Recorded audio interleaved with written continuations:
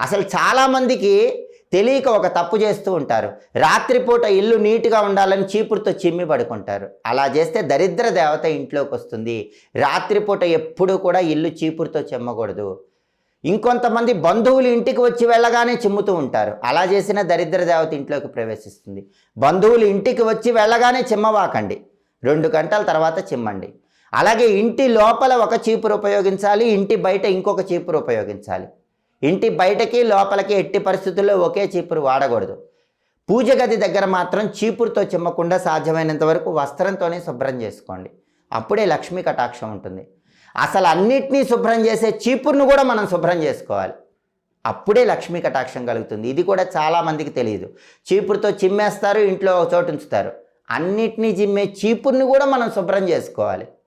చీపురుని నీళ్లతో కడిగి చక్కగా ఆరబెట్టుకోవాలి. ఎప్పుడో తెలుసా?